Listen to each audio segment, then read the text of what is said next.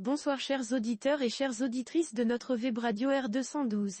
Naïm Kamal, en tant que chroniqueur invité, partage son avis et sa réflexion avec vous dans cet article intitulé Maroc, France, les jours d'après. Voici, en podcast, son analyse riche et éclairante pour vous. Naïm Kamal ouvre son article en expliquant que la visite de 48 heures du président français Emmanuel Macron au Maroc s'est déroulée avec une minutie exemplaire et une organisation rigoureuse de la manière suivante.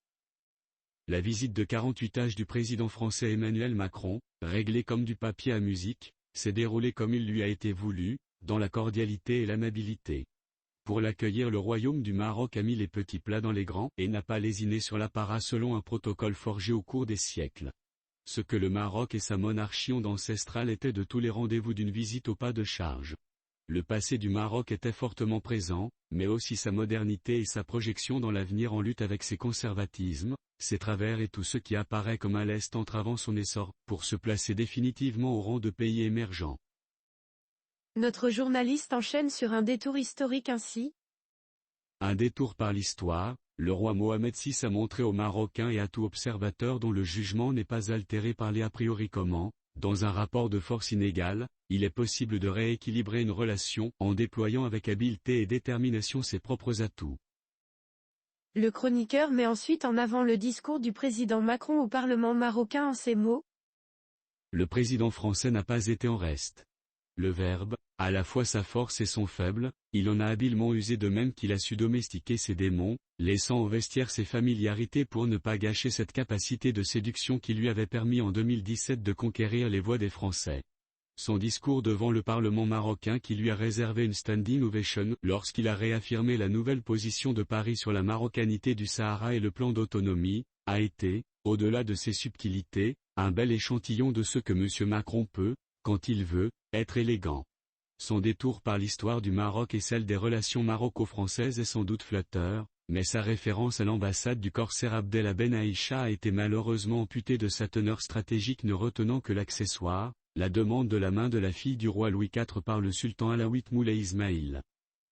Probablement conçu dans l'esprit du sultan pour consolider les relations entre les deux pays par une alliance familiale à la manière de ce qui se faisait à l'époque entre les dynasties européennes, cette demande en mariage a pris avec le temps un aspect anecdotique occultant ce que l'ambassade de Abdel Ben Aïcha avait d'autrement plus important. À ce titre, cette citation ne fut pas heureuse.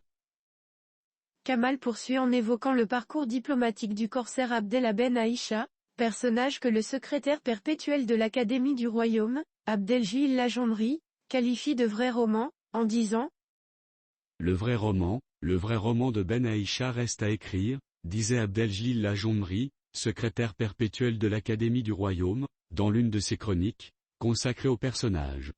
De son histoire, il aurait été plus approprié de retenir, dans le contexte actuel, ce que dans sa mission était stratégique. Voulue par le sultan, elle s'inscrivait dans le feuilleton de tractation, qui a duré plusieurs années. Entamé par le consul français Jean-Baptiste Estel, il appartiendra à un autre gentilhomme de la maison du roi, Pidou de Saint-Olon, de les poursuivre. Le traité léonin qu'il proposait au souverain marocain était voué à l'échec et a été en conséquence rejeté. C'est alors que l'ambassade de Abdel Ben Aïcha est intervenue. Sa mission en 1699 avait pour objectif principal de négocier les accords commerciaux et maritimes entre le Maroc et la France à une époque où les corsaires écumaient les mers. Le sultan Moulay Ismaïl cherchait à établir des relations diplomatiques et commerciales solides avec les puissances européennes, en particulier pour sécuriser les échanges maritimes et veiller à une bonne gestion de la question des captifs. Abdel Ben Aïcha demeura longtemps dans le raffinement français entre soirées mondaines et palabres diplomatiques, sans arriver à la flexibilité souhaitée. Il n'est pas question à travers ce rappel de poser un regard crédule sur les relations internationales, mais le sort réservé à l'ambassade de Ben Aïcha, si l'on s'y penche sincèrement, devrait précisément inciter les partenaires à identifier ce qui a longtemps plongé les rapports entre les deux pays dans une alternance où la tourmente est plus fréquente que l'accalmie. Le chroniqueur poursuit en commentant l'optimisme affiché par Emmanuel Macron à l'issue de sa visite, ainsi. Monsieur Macron est reparti du Maroc optimiste. Dans l'interview accordée à 2M et Média, il a notamment conclu, on a construit beaucoup de choses pour en arriver là. Et en disant cela, je me dis, il y a une forme de spontanéité, d'élan qui dit l'évidence de notre relation. Il a toutefois précisé, et il avait 1000 fois raison de le faire, mais après, il y a tout ce qu'on va continuer à faire pour l'entretenir.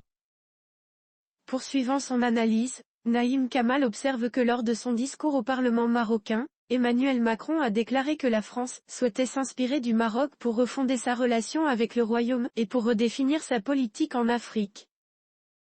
Démentir les Cassandres, devant les parlementaires marocains, M. Macron est allé un peu plus loin dans cette spontanéité en déclarant que la France veut s'inspirer du Maroc, notamment pour refonder sa relation avec le Royaume et se réinvestir en Afrique sur de nouvelles bases et de nouvelles valeurs. Tout observateur honnête ne peut que s'en réjouir. Mais la France le veut-elle vraiment, et si oui, le peut-elle réellement? Car il lui faudrait auparavant une révolution sur ses atavismes et ses tropismes, et surtout sur ses envies et ses habitudes économiques boulimiques. Poser cette question n'est pas cultiver le scepticisme, mais participe du vœu de M. Macron d'entretenir la relation pour la sauvegarder. C'est qu'avant, pendant et après son déroulement, et ce n'est qu'un seul exemple, la concentration de certains milieux français sur, entre autres, la bouderie, en vérité l'IR d'Alger, au lieu de leur ouvrir les yeux sur la réalité du conflit maroco-algérien ou, comme l'a exprimé le ministre des Affaires étrangères marocain, sur le Maroc, qui ne négocie pas à propos de son Sahara mais au sujet d'un conflit régional avec un pays voisin, il persiste à faire croire qu'Alger n'est que le soutien des miliciens du Polisario. Est-ce pour mieux garder de fer au feu qu'ils nourrissent ainsi de leurs bûches? Probablement. Mais les râleurs, il y en eut aussi du côté des Marocains. La déclaration de M. Macron devant le Parlement réuni pour l'occasion sur le Hamas terroriste n'a pas fait que des heureux et ils l'ont manifesté. Ici et là aussi il se dit que la France a tout raflé. C'est à voir car le Maroc, entre ce qu'il va donner et ce qu'il va recevoir, vaut bien plus, il faut l'espérer, que les quelques 10 milliards d'euros, étalés sur quelques années, autour desquels tournent contrats, conventions et intentions. Pour conclure, Naïm Kamal revient sur l'un des points essentiels de la visite en ces termes. Ce qu'il faut surtout retenir pour l'instant d'une visite réussie aussi bien par sa forme que par son fond, est que son franc succès a été rendu possible par la lettre du président de la République française au souverain du Maroc inscrivant le présent et le futur du Sahara dans le cadre de la souveraineté marocaine. On aurait aimé pari plus franc sur l'intitulé de la carte du Maroc sur le site du Quai d'Orsay rétabli dans ses frontières sans nuance au Sahara occidental et plus hardi sur la superficie du Maroc qui n'y figure plus.